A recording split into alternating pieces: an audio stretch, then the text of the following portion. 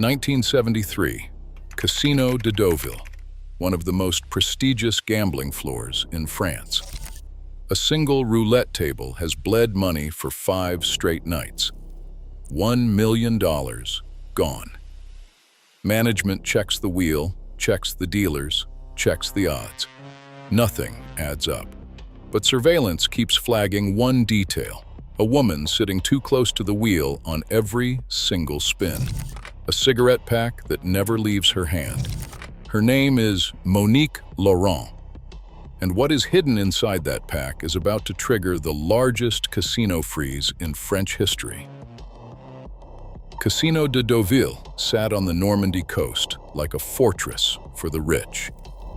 It opened in 1912, all marble, chandeliers, and velvet. For decades, the world's elite walked its halls, certain that no one could ever cheat its games. The house rules were ironclad. Surveillance meant sharp-eyed men in tuxedos, not hidden cameras or radio sweeps. Security was tradition. Watch the chips, watch the hands, trust the croupiers. The casino's pride ran deep. Cheating? That was for smoky back rooms, not this palace. By 1973, the casino looked untouched by time. Roulette tables gleamed under crystal lights. Dealers wore white gloves. The regulars, aristocrats, movie stars, oil magnates, expected absolute fairness. They believed the odds were unbreakable. In Deauville, the house always won, or so everyone thought. But behind the scenes, those old habits left cracks.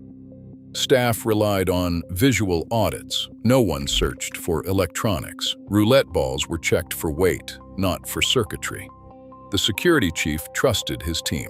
The pit bosses trusted their eyes. No one imagined a radio signal could decide a spin. That confidence became the blind spot. The casino's system was built for thieves with loaded dice or marked cards, not for someone who could steer the ball with a pulse from a cigarette pack. No one questioned a woman sitting close to the wheel. No one checked her Marlboro box. No one suspected that inside was a transmitter, small enough to fit in a hand, powerful enough to change the fate of 1 million francs. 5 nights, 5 wins. The numbers kept coming up right. The odds screamed impossible, but the rituals stayed the same. Surveillance officers watched the bets, not the hands. Floor managers counted chips, not frequencies. The roulette wheel spun, untouched, except it wasn't untouched at all. Stories like this, a family that turned a cigarette pack into a $1 million device and nearly got away with it, are exactly what Slick Heist is built on. Hit subscribe so you never miss the next one, because what happens next makes everything before it look minor. Even as the losses piled up, Deauville's staff clung to their routines. No one wanted to believe the fortress had a flaw, but the old ways couldn't see what was hiding in plain sight. The question hung in the air: how long before someone realized the game was rigged from the inside? Next, in the Global Heist series, a team of physicists walk into the Ritz Casino in London with a laser scanner hidden in a mobile phone. They calculate the deceleration of the roulette ball in real time. They win £1.3 million in 2 nights. And then, the Ritz does something no casino had ever done before. That story is next. The order came down fast. Floor manager Henri Boudet strode to table 7 and snapped a single word: arrête. The croupier's hands froze. A green silk frieze cloth covered the bets. The room went silent, except for the shuffling of feet and the click of a seal stamp pressed into each chip stack. Every token on the table was locked in place, marked with the table number and the exact time. No one touched a thing. Players stared, unsure if this was theater or disaster. The pit boss stepped in, eyes scanning the stacks. He recorded the value of every chip in the freeze ledger, then locked the cash drawer with a twist. Surveillance Chief Marcel Boulanger ordered the video feeds duplicated and the monitors powered down. The timestamp was logged at 2:02 in the morning. The original footage was sealed. No one would tamper with the record. A murmur rippled across the room. Regulars craned their necks. Monique Laurent, French national born around 1950, sat exactly where she had all week, within a meter of the roulette wheel. Her Marlboro pack rested on the rail, untouched. She did not move. Neither did her brother, stationed at the far edge, eyes locked not on the ball, but on Monique herself. That stare would become the clue that cracked the case. Security staff began clearing the area. Players were ushered to the lounge, handed a drink and a written apology. No one left with chips. Every payout was suspended. The roulette wheel itself was locked, a metal clamp biting into the spindle, and the ball, later found to hide a miniature receiver, was secured in an evidence bag. The total sealed chips were just over 7 million francs, nearly $1 million in 1973 money. Within minutes, the floor manager dialed the local police. The script was precise: table number, sealed amount, suspected use of an electronic device. Police arrived 12 minutes after the freeze, escorted by Boulanger. Their first move was to secure the scene, question the staff, and confiscate anything out of place. The hollowed-out cigarette pack, the ball, the betting slips, all bagged and logged. Stories like this, a family that turned a cigarette pack into a $1 million device and nearly got away with it, are exactly what Slick Heist is built on. Hit subscribe so you never miss the next one, because what happens next makes everything before it look minor. But the real question lingered in the air. How had they done it? The surveillance logs showed no mechanical bias. The betting patterns were improbable, but not impossible, until the staff noticed Monique's constant proximity to the wheel and her brother's unnatural focus. That human error triggered the freeze. The technology behind it remained invisible, at least for now. The chips were sealed, the table immobilized, but the secret was still out of reach. For the first time in 60 years, the fortress on the Normandy coast was breached from the inside, and no one knew what or who to blame. Next, in the global Heist series, a team of physicists walk into the Ritz Casino in London with a laser scanner hidden in a mobile phone. They calculate the deceleration of the roulette ball in real time. They win £1.3 million in 2 nights. And then, the Ritz does something no casino had ever done before. That story is next. A Marlboro cigarette pack sat on the green felt, as ordinary as any in the casino. Inside it was anything but. Wires curled around cardboard, a button cell battery pressed against a crystal oscillator, and a switch tucked under the thumb. This was the transmitter, concealed, silent, and built for one purpose. When Monique Laurent pressed the switch, a burst of radio frequency shot from the pack. The signal lasted just milliseconds, but that was enough to change everything. The target wasn't just any roulette ball. Laurent's brother, a croupier with a knack for electronics, had hollowed out a standard ball and installed a micro receiver. The circuit board, no bigger than a fingernail, was tuned to the transmitter's frequency. When the signal hit, a coil inside the ball shifted a tiny weight. The ball's spin changed course, nudged toward one of 6 pre-selected numbers. 90% accuracy, impossible odds, unless you know the secret. In 1973, electronics were bulky, batteries unreliable. Yet this device ran on a button cell, hidden in a cigarette pack. The transmitter's range was tight, just a meter or two. Monique always sat close to the wheel, never letting the pack leave her hand. The signal needed a direct line, nothing in the way. Too far, and the ball wouldn't react. Too close, and the risk of discovery grew. The margin for error was razor thin.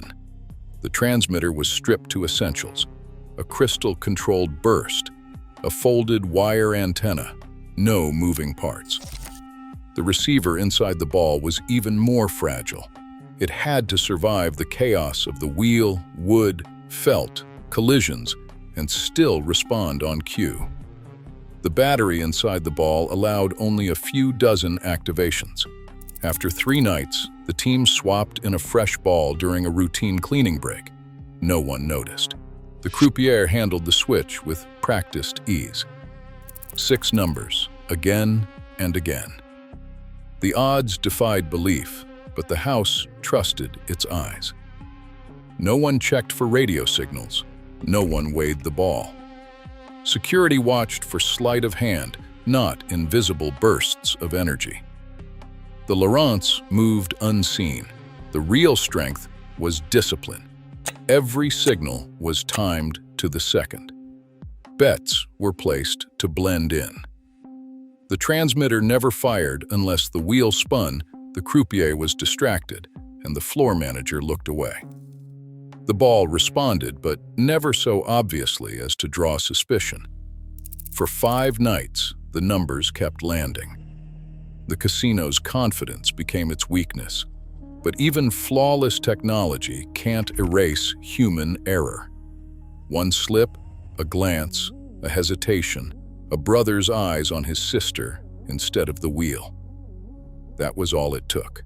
The device was perfect. The people weren't. Somewhere behind the marble and velvet, the house began to stir. For 5 nights, the casino floor pulsed with the same quiet rhythm. Each evening, Monique Laurent appeared at the roulette table, her presence unremarkable except for her proximity to the wheel and the ever-present cigarette pack. Her husband handled the chips, his bets precise, never reckless, always just shy of suspicion. The numbers fell their way again and again. The pit bosses watched, uneasy, but the wins never quite crossed the line into the impossible.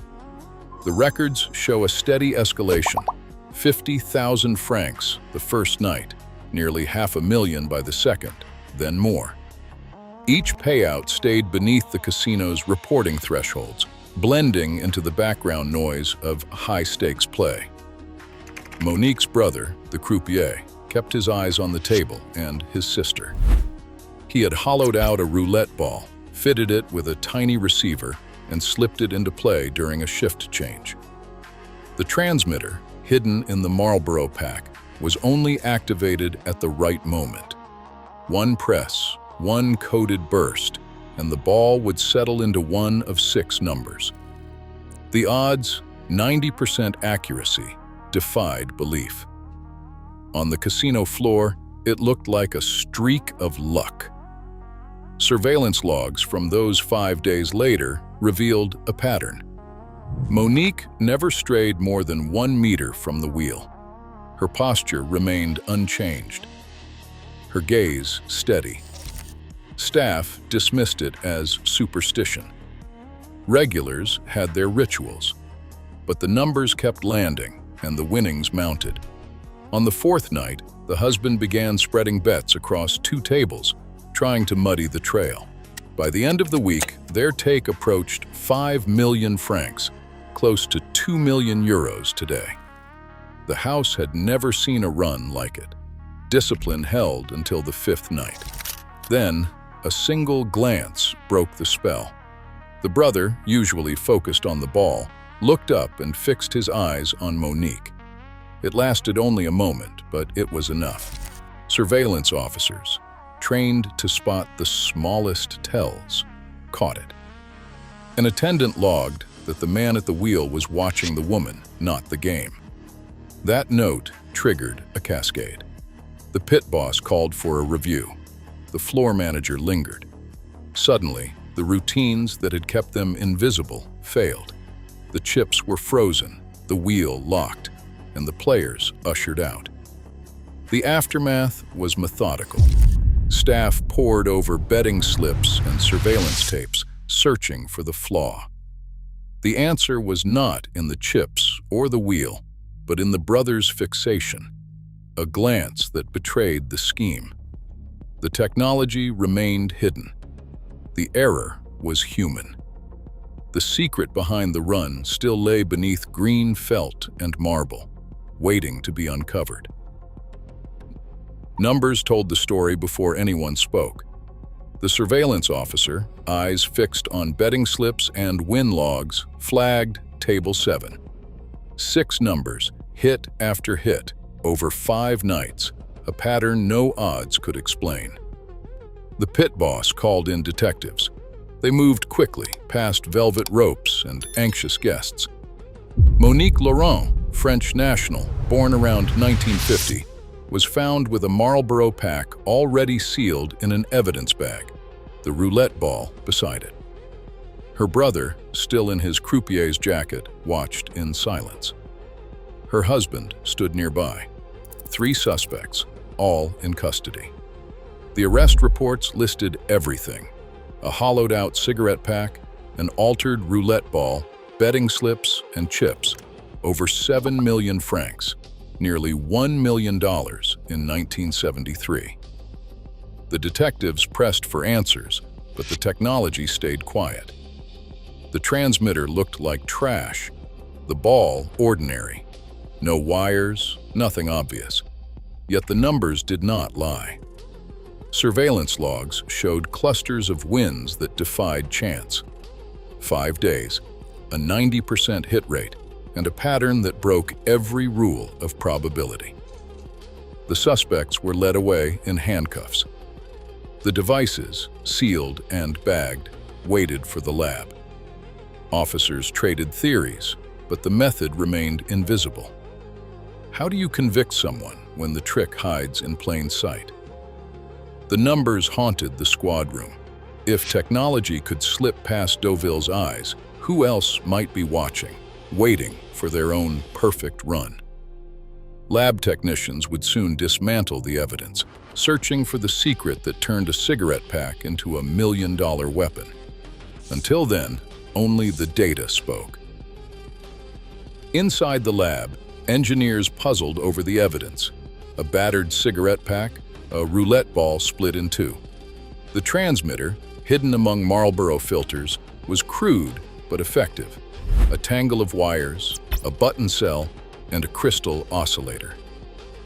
Under the microscope, the ball's secret emerged: a circuit board barely larger than a stamp, precisely engineered to respond to radio pulses.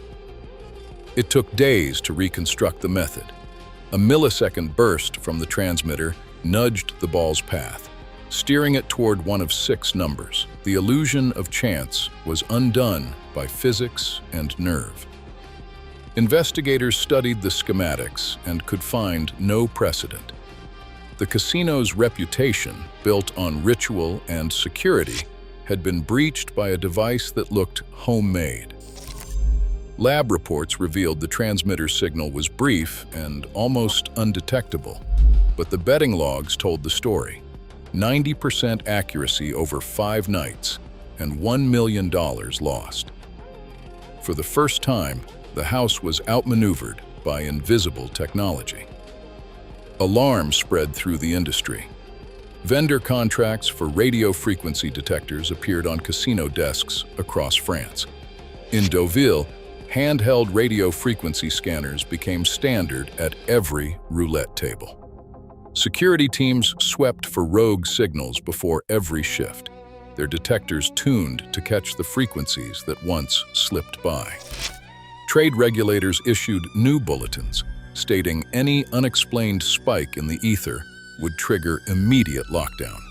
The rules changed overnight.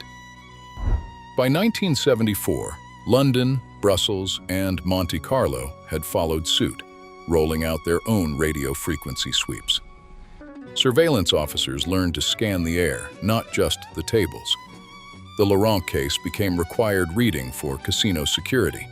Yet rumors persisted. If a cigarette pack could break the house, what else might be possible?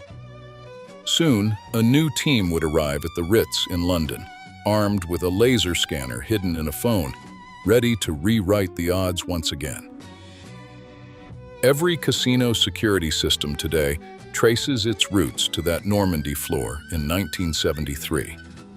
The moment a French national, Monique Laurent, born around 1950, engineered a $1 million win using a hollowed-out cigarette pack and a signal hidden in a roulette ball. The game changed forever. The risk now isn't just in the cards. It's in the signal you can't see and the mind that thinks 2 steps ahead. Stories like this, a family that turned a cigarette pack into a $1 million device and nearly got away with it, are exactly what Slick Heist is built on. Hit subscribe so you never miss the next one. What happens next makes everything before it look minor. Next in the Global Heist series, a team of physicists walk into the Ritz Casino in London with a laser scanner hidden in a mobile phone. They calculate the deceleration of the roulette ball in real time. They win £1.3 million in 2 nights. And then, the Ritz does something no casino had ever done before. That story is next.